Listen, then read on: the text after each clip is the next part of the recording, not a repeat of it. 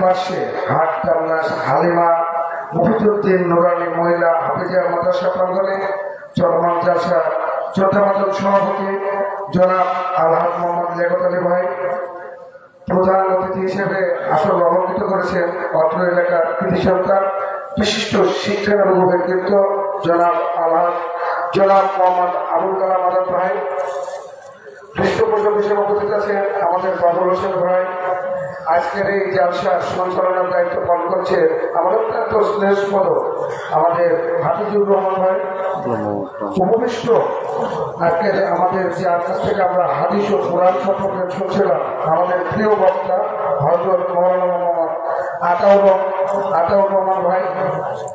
মঞ্চে উপবিষ্ট অন্যান্য অতিথিবৃন্দ, আমার সফর সঙ্গীবৃন্দ, মঞ্চে আমাদের আজকের হাদিস ও কোরআন থেকে অন্যান্য ওলামায়ে কেরামবৃন্দ, সামনে উপবিষ্ট মুসলমান একরাম ভাইরা, পর্দার আড়ালে মা ও বোনেরা, আজকের এই তাফসীরুল কোরআন মাহফিলের আয়োজকবৃন্দ ও আমাদের স্বেচ্ছাসেবক ভাইরা, সাংবাদিক ভাইরা, সকলকে জানাই সালাম। আসসালামু আলাইকুম ওয়া রাহমাতুল্লাহ। প্রিয় উপস্থিতি, আমাদের এই যে হাফিজিয়া মাদ্রাসা উন্নয়ন করতে তার সঙ্গে হাদিস ও কোরআন সম্পর্কে শোনার জন্য আজকের যে আমরা তাফসীরুল কোরআন মাহফিলে উপস্থিত হয়েছি সেদের গভীরাতে আর আমাকে কথা বলার জন্য যে সুযোগ দিয়েছে যার জন্য আমি কৃতজ্ঞতা স্বীকার করছি এবং ধন্যবাদ জানাচ্ছি। প্রিয় ভাইরা, আমরা সকলেই মুসলমান, আমাদের ধর্ম ইসলাম। আমরা আমাদের শেষ নবী হযরত মুহাম্মদ সাল্লাল্লাহু আলাইহি ওয়াসাল্লাম উনি বিদায় ভাষণে বিস্তারিত দিক নির্দেশনা দিয়ে গেছেন আমাদেরকে। আমরা যারা মুসলমান আমাদেরকে প্রত্যেককে বুঝতে হবে। আমি সকালে এখানে জানাজা এসেছিল, আমাদের যে ছেলেটি মারা গেছে তার বয়স কিন্তু তেমন বেশি না, 40 বছর। অর্থাৎ জন্ম আমাদের হয়েছে, মৃত্যু আমাদের হবে, হবে কিনা? তাই আমাদেরকে সবসময় প্রস্তুত থাকতে হবে যে আর একটু বয়স হলে নামাজ পড়বো, আর একটু বয়স হলে কালেমা শিখবো, আর একটু বয়স হলে হজ করবো, সামনের বছর হজে যাবো। এইসব করা হবে না। আমাদের খরচ কালেমা, নামাজ, রোজা, হজ, চাকা, এগুলো আমাদেরকে পালন করতে হবে। অন্যান্য যে কোনো ধর্মের চেয়ে তো আমাদের একটা সহজ ধর্ম, সহজ ধর্ম কিনা বলে। আমরা যারা মুসলমান আমাদেরকে প্রত্যেকে তো কালেমা শিখতে হবে না? শিখতে হবে। কালেমা না শিখলে তো আমরা পেয়েছি যেতে পারবো না, আখিরাতের পথ কিন্তু বাধাগ্রস্ত হয়ে যাবে। কোরআন শরীফে বারবার নামাজের কথা বলা হয়েছে। কোরআন শরীফ নাযিল হয়েছে কার উপর? আমাদের শেষ নবী হযরত মুহাম্মদ সাল্লাল্লাহু আলাইহি ওয়াসাল্লাম, তাই কিনা বলে? আমাদের নবী সাহেব তার সাহাবীরা ধারাবাহিকভাবে এভাবে কোরআন শরীফ চলে এসছে। মাশাআল্লাহ, এখন আমাদের বাংলাদেশে অনেক হাফেজ, প্রায় 23 লক্ষ হাফেজ, তাই কিনা? এটা আমাদের জন্য গৌরবের বিষয়, তো গৌরবের বিষয় না? প্রিয় উপস্থিতি, যে জালসায় এসছে সেটিও আমাদের থেকে একজন ব্যক্তির নামে হয়েছে, হালিমা মফিজুদ্দিন নুরানি মহিলা হাফেজা, তাও মহিলা হাফেজা মানুষরা। এটা আমাদের জন্য একটা সৌভাগ্য না? আমাদের মা বোনদেরকে হেফাজতে রাখা এটা আমাদের দায়িত্ব, কর্তব্য, তাই না? পর্দার মধ্যে রাখতে হবে না? কি ইসলাম কি বলছে? পর্দার মধ্যে রাখতে বলেছে, পর্দার মধ্যে রাখতে হবে। তাই আমরা এই যে আজকের এই আয়োজন করেছে, আমি খুবই খুশি হয়েছি। আমি অত্যন্ত ব্যস্ততার মধ্যে সে তাহিরপুর থেকে এসেছি, সকালে এখানে এসেছি, তাহিরপুর গেছি, তাহিরপুর থেকে এসেছি। আমি আপনাদেরকে অনুরোধ করছি, কারো উৎসাহ ঘটানা, কারো উৎসাহ কথা বলার দরকার নেই। মুসলমান হিসেবে দায়িত্ব কারো কথার কান নাই। আমাদেরকে কালেমা শিখতে হবে, নামাজ পড়তে হবে। তাই নামাজ পড়বো, কোনো সময় মিথ্যা কথার আশ্রয় দেবো না। মিথ্যা বলা মহাপাপ। তাহলে মিথ্যা কথা যদি আমি না বলি তাহলে মহাপাপ তো হবে কি আমাদের? আর হারাম করতে হালাল করতে বেঁচে খাবো নাকি? আমি যদি জানি করতে হারাম আর করতে হালাল, তাহলে হারাম গুলা যদি পরিহার করি, হারাল গুলা যদি খাই তাহলে আমার পাপ হবে। যত কম কথা বলবো তত ভুল কম হবে। আমরা সংযমী করবো কিনা প্রিয় ভাইরা? কোরআন শরীফ ইসলাম এমন একটা দিন, ইসলামের দিন পালন করার জন্য আমাদের সেই আমাদের নবী সাহেবের আমল থেকে শুরু হয়েছে যে সকল কার্যক্রমে সাহেবের কাজ চলছে। আমার মনে হয় আমাদের এখানে আমাদের দেশে মুসলমানদের মধ্যে অনেক দ্বিধাবিভক্ত, এই ইসলাম প্রচারের মধ্যে অনেক গ্রুপিং দেখা যায়। কেউ বলে আহলে হাদিস, কেউ বলে আমাদের হানাফি, কেউ বলে কাম্বেলি, কেউ বলে শাফি, নাকি এগুলো দ্বন্দ্ব করার দরকার নাই, এগুলো বিতর্ক চলার দরকার নেই। দরকার আছে কি? আমি একটা জিনিস ছাত্র অবস্থাকে দেখতাম, আমাদের সমাজে ইসলামের দিন প্রচার করতে যেত তাবলীগ যাদেরকে বলি, এরা আমাদের কাছে ভালো লাগতো। দলে দলে লোক যেত সেখানে। আমাদের দেশে যে আমাদের গাজীপুরে যেখানে আমরা যেতাম অমরা করতে, কি বলে ইস্তেমাতে কিন্তু হাজার হাজার মানুষ যেত। এখানেও দেখেন আমরা মুসলমান আমাদের মধ্যে দুটি গ্রুপ হয়ে গেছে, মারামারি হয়, মার্ডার হয়। তো শান্তির ধর্ম ইসলাম প্রচার করতে যায় অশান্তি করতে কিন্তু আমাদের নবী সাহেব করেন না। যুদ্ধ করেছেন নবী সাহেব তার সাহাবীরা, ইহুদিদের বিরুদ্ধে যুদ্ধ করেছে, অন্যান্য নাস্তাদের বিরুদ্ধে যুদ্ধ করে। মুসলমানের সঙ্গে যুদ্ধ কি হয়েছে মুসলমানদের? না। প্রিয় ভাইরা, এগুলা থেকে আমাদেরকে লক্ষ্য রাখতে হবে। আমি মুসলমান, আমার দায়িত্ব আমি পালন করে যাবো। আমরা দ্বন্দ্ব লাগার চেষ্টা করবো না।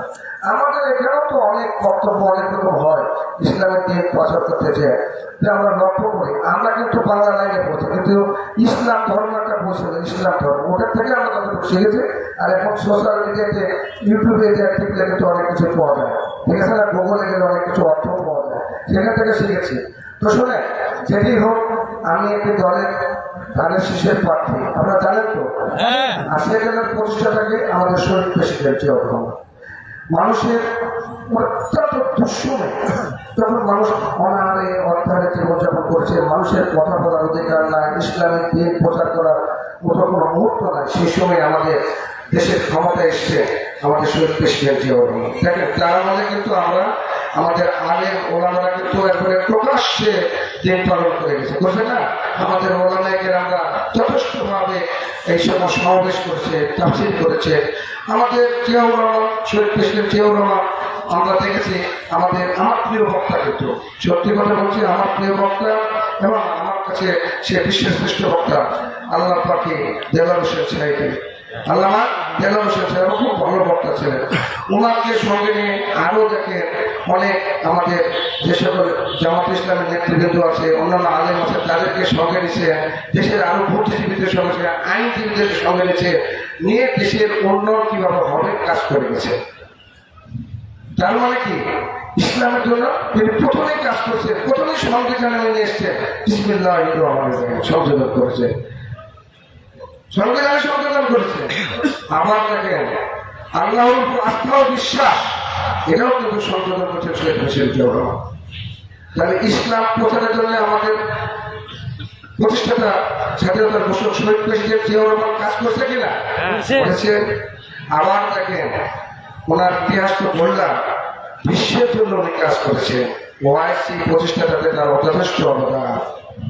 অর্থাৎ বিশ্বের যে সকল ইসলামিক দেশ আছে, মুসলমানের দেশ আছে, একটা সংস্থা, সেই সংস্থার তার অবদান আছে। আমাদের ইরাক ইরান যুদ্ধ, সাদ্দাম হোসেন সে সময় দেশে ছিলেন, সে সময় যুদ্ধে তারও মীমাংসা উনি করেছে। সৌদি আরবের সৌদি বাচ্চার নিমন্ত্রণ হজ করতে গেছিল, সেখানে আমাদের হজের সঙ্গে ছিল আমাদের আল্লামা দেলার হোসেন সাহেব, বাচ্চার আমন্ত্রণে গেছে, সেখানে জিয়াটির লেগে আল্লাহ গেছে, এই গ্যাসের নাম হচ্ছে জিয়াটি। তাহলে আমাদের যখন মুসলমানদের জন্য ছোট্ট একটি দেশের প্রেসিডেন্ট কাজ করছে, ঠিক দেশটি অন্যদের দিকে যাওয়া শুরু করছে, সেই মুহূর্তে কিছু বিভাগী সেনা অফিসারের হাতকে উনি নিহত হয়েছে। সে দল আমরা করি, তার সহকর্মী আমাদের আলেম ওলামাদেরকে সঙ্গে নিয়ে মন্ত্রী পরিষদ গঠন করছে, দেশ পরিচালনা করছে। কি বলেন, সত্যি করছে কিনা? তারই পুত্র আমাদের জনাব তারেক রহমান সাহেব, উনি কিন্তু চূড়ান্ত করে সিদ্ধান্ত নিয়েছেন। চূড়ান্ত করে সিদ্ধান্ত কি? চূড়ান্ত করে সিদ্ধান্ত কি? 23 লক্ষ হাফেজ বললাম, এদের তো কর্মসংস্থান নাই, এদের কর্মসংস্থানের জন্য আর মাধ্যমিক বিদ্যালয়ের জন্য আমরা কোরআন থেকে জানতে পারি, শিখতে পারি। এই জন্য উনি কি করেছে, প্রত্যেকটি বিদ্যালয়ে হাফেজ দেওয়ার পরিবেশ তৈরি করছেন, নিয়োগ করেন প্রাথমিক বিদ্যালয়ে এবং মাধ্যমিক বিদ্যালয়ে। তাহলে অনেকের কর্মসংস্থান হবে। জেনারেলের অনেক ছাত্রছাত্রী সেখানে কোরআনের হাফেজ শিখতে পারবেন কিনা? আরো কথা বলেছে, আমাদের মসজিদের যে সকল ইমাম আছে, মুয়াজ্জিন আছে, এদের আমাদের গ্রামাঞ্চলে তাদের ভূমিকা অপূরণ। তারা গ্রামে যেমন মসজিদের কাজ করে, তেমনি ভাবে আমাদের সমাজের সংস্কারমূলক কাজ করে। এই জন্য আমাদের জনাব তারেক রহমান শেখ বলেছেন যে আপনাদের যে ইমাম মুয়াজ্জিন আছে তাদেরকে আহ্বান করা, আমাদের জাতীয়তাবাদী দল যদি ক্ষমতায় আসে সামনের দিনে ইনশাআল্লাহ আলেম মুয়াজ্জিন, এদের ইমাম মুয়াজ্জিন এদেরকে সম্মানিত করা হবে, এদেরকে ভাতার ব্যবস্থা করা হবে। এটা কি ভালো কাজ করেছে না খারাপ কাজ করেছে? তাই আমি বলতে চাই, বাংলাদেশ জাতীয়তাবাদী দল এমন একটি দল দেশের উন্নয়নে সকল সেক্টরে কাজ করতে যাচ্ছে। ইসলামিক দিন প্রতিষ্ঠার জন্য যেমন কাজ করে যাচ্ছে, তার প্রমাণ হলো আমাদের শহীদ প্রেসিডেন্ট জিয়াউর রহমান, যিনি মারা যাওয়ার পর তারা ব্যাগে একটি টুপি আর একটি জায়নামাজ ছিল, একটি টুপি আর একটি জায়নামাজ ছিল। আর মাঝখানে তো বললাম কি পরিমাণ ইসলামিক দিন প্রতিষ্ঠার জন্য কাজ করে গেছে। তাই ভাইরা, আমি আপনাদের কাছে উদাত্ত আহ্বান রাখবো, ইসলামী মূল্যবোধ বিশ্বাসী আমাদের এই বাংলাদেশ জাতীয়তাবাদী দল, এই দলের মনোনীত প্রার্থী আমি আপনাদের কাছে উদাত্ত আহ্বান রাখবো, অল্প সময়ের মধ্যে সংসদ নির্বাচন। আপনারা তো আমার পরিচয় জানেন, ইউনিয়ন পরিষদের চেয়ারম্যান ছিলাম, উপজেলার চেয়ারম্যান ছিলাম। দেশে লেখাপড়ার দিক দিয়ে আমি একটা হাই স্কুলের প্রধান শিক্ষক, একটা কলেজের 7 বছর প্রত্যক্ষ ছিলাম। প্রত্যক্ষ পরোক্ষভাবে এই 16টি ইউনিয়ন, 2টি পৌরসভা, প্রতিটি উন্নত রাস্তা করতে, কোনটি উন্নত রাস্তা, কোন রাস্তাটি করতে হবে, কোন রাস্তাটি করতে হবে না, কোন মসজিদ করতে হবে, কোন মসজিদের উন্নয়ন করতে হবে না, কোন মন্দির করতে হবে, কোন মাদ্রাসা করতে হবে, কোন স্কুল অবকাঠামো উন্নয়ন করতে হবে, সার্বিক কৃষকের জন্য কি করতে হবে, কৃষকের বিষয়টা দেখেন, কৃষকের জন্য যে উন্নয়ন যথেষ্ট কাজ করেছে। আমরা সকলেই তো জানি, আমাদের কৃষকের যখন অর্থনৈতিকভাবে স্বনির্ভর হবে তখনই আমাদের কৃষকের উপরে হাসি পড়বে। কৃষক হাসলে দেশ আসবে। কৃষকের ভাগ করার জন্য আমাদের জন্য তারেক রহমান ছেলে যথেষ্ট কাজ করছে। দেখেন 31 দফা কর্মসূচি বলেছে কৃষকদের জন্য ফার্মার কার্ড দেওয়া হবে। ফার্মার কার্ড অর্থাৎ সহজ মধ্যে আপনি ভালো বীজ পাবেন, ভালো কীটনাশক পাবেন। আপনার জমি দেখে এইটি অনেকের বক্তব্য দিয়ে বলে বেড়াচ্ছে অমুক আসলে সারের ক্রাইসিস হয়। আপনি যেন সারের ক্রাইসিস না হয়, এই ফার্মার কার্ডের মধ্যে একটা আপনার কতটি জমি, কি ফসল, কতটি সার লাগবে, অটোমেটিক পেয়ে যাবে, সহজ সত্যি লোক পাবে। করছে কিনা?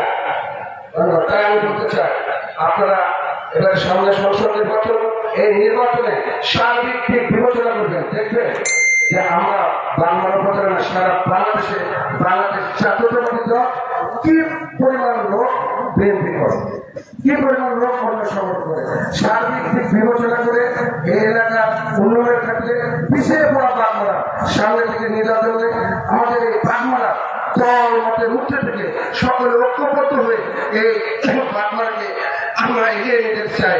এই জন্য আমাদের সকলের একাত্মতা দরকার। গুরুত্বপূর্ণ কথা, এখান থেকে আমাদের উপজেলা কত দূর, বাগমারা উপজেলা কত দূর, সম্পর্কে 20 কিলো। এখানে যদি আমরা হাত নামা করে উপজেলা করি তাহলে আমাদের উপকার হবে না, ক্ষতি হবে? উপকার হবে না, ক্ষতি হবে? উপকার হবে। তাহলে আপনাদের উদাত্ত আহ্বান রাখবো, এবারে সামনে যে নির্বাচন আছে, আমি এলাকার সরকার, আমি প্রতিবেশী, এলাকার উন্নয়নের ক্ষেত্রে হাত নামার পর পূর্ণাঙ্গ প্রচার হয়। এই জন্য আপনারা যদি আপনাদের মূল্যবান ভোট দিয়ে আপনারা দোয়া করে আত্মসুন্দর ভোটে ধানের শীষের প্রার্থী হিসেবে আমাকে বিজয় করেন, ইনশাআল্লাহ আপনারা মনে রাখবেন বাংলার একটা পূর্ণাঙ্গ প্রচার হবে, স্কুল কলেজের উন্নয়ন হবে, স্বাস্থ্য খাতের উন্নয়ন হবে, শিক্ষা খাতের উন্নয়ন হবে। সকলকে নিয়ে আইন শৃঙ্খলা উন্নত হবে, মিথ্যা মামলা থাকবে না, একটি শান্তির বাগমারা করবো, একটি আধুনিক বাগমারা করার চেষ্টা করবো ইনশাআল্লাহ। সেই বক্তব্য নিতে লাগলে আমাদের মধ্যে ইতিমধ্যে উপস্থিত আছেন আমার ছোট বড় ভাই, আমাদের ডাক্তার আব্দুল বাড়ি ভাই, উনি আসছেন ওনার কথা শুনবে। আমি ওনাকে সাধুবাদ জানিয়ে ওনার সঙ্গে আমার খুব ভালো সম্পর্ক। আমি যে কথাগুলো বললাম, কথাগুলোর মধ্যে যে ভুল থাকে ক্ষমাসুন্দর কৃষ্ণ প্রদান থেকে সকলের সুস্বাস্থ্য দীর্ঘ কামনা করে আমি আমার বক্তব্য শেষ করছি। আল্লাহ হাফেজ।